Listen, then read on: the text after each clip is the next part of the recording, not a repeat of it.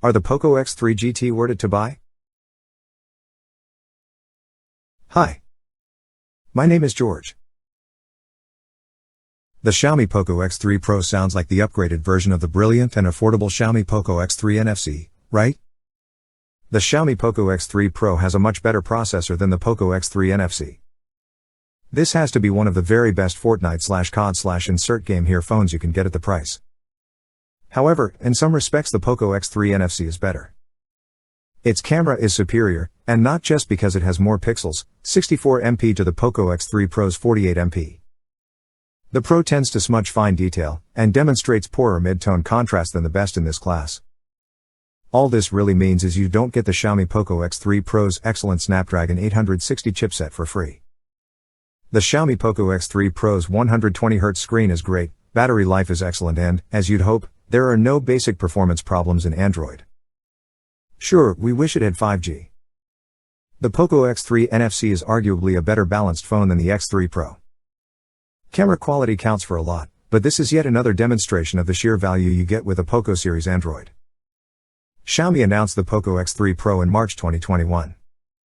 It's out now and starts at £199 in the UK, and around $250 in the US, though in the UK that's as a result of reductions from its £229 RRP, while in the US it's only available through third-party channels, so the price varies more. The price converts to roughly $320 Australian dollars, but it's not currently available in Australia. That's for 6 GB of RAM, but for just a little more money you can get a version with 8 GB. As those prices show, this is just slightly more expensive than the Poco X3 NFC. Xiaomi hasn't used the Pro title and the phone's new chipset to squeeze too many more dollars out of us. The Xiaomi Poco X3 Pro looks a lot like the Poco X3 NFC. And some of you are going to hate it.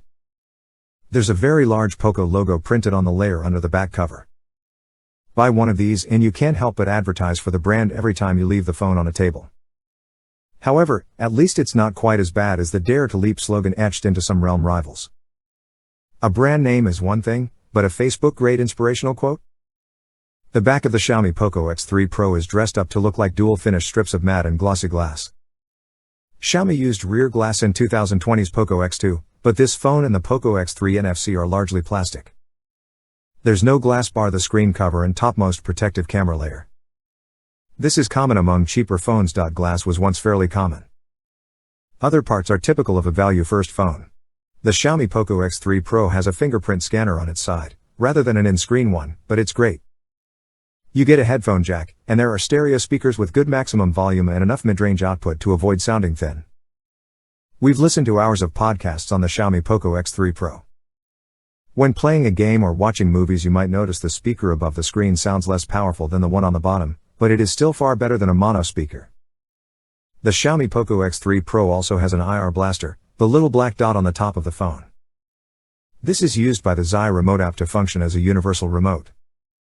And while its library doesn't have the commands for all our gear, we're not going to complain about a more or less free feature. And we have some obscure techie stuff at home. The Xiaomi Poco X3 Pro is a fairly large phone.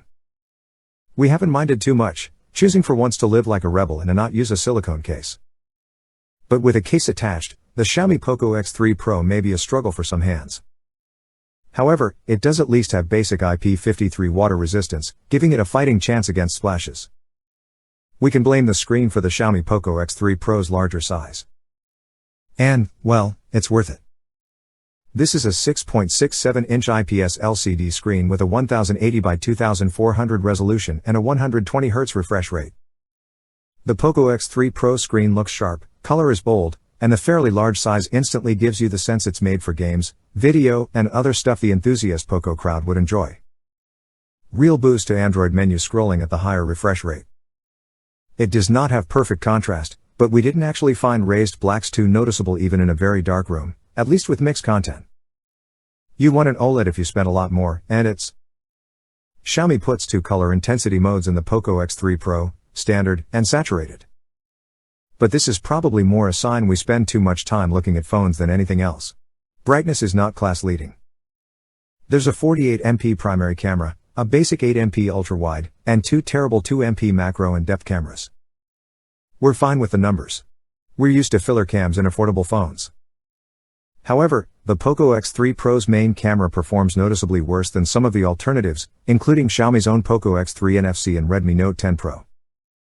Texture details those family members would draw with surprising clarity are obfuscated into mush through the X3 Pro's eyes. The ultra-wide, as is to be expected from a budget 8MP sensor.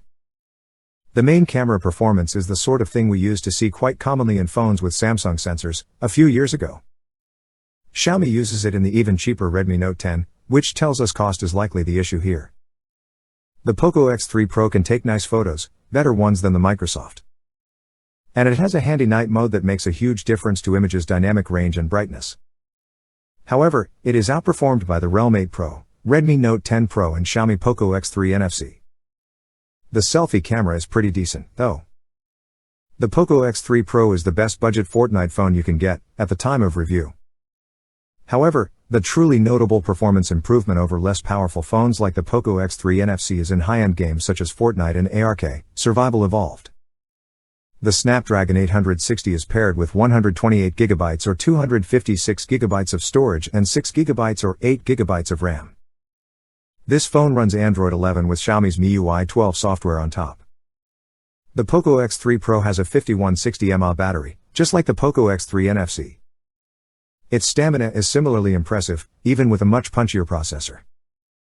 We left the 120Hz display mode switched on during testing and were routinely left with 40% or more charge remaining by the end of the day. However, if you're a lighter user you can expect the Poco X3 Pro to last 2 full days. There are obvious benefits here for gamers, and we don't think many should buy the Poco X3 Pro if they don't care about gaming at all. You can play for, say, an hour a day and still not worry about whether it will last until bedtime. Stamina is impressive. Charging speed is good enough too. The Poco X3 Pro comes with a 33 watts charger that takes the phone from flat to 59% in 30 minutes. Or to 100% in 59 minutes.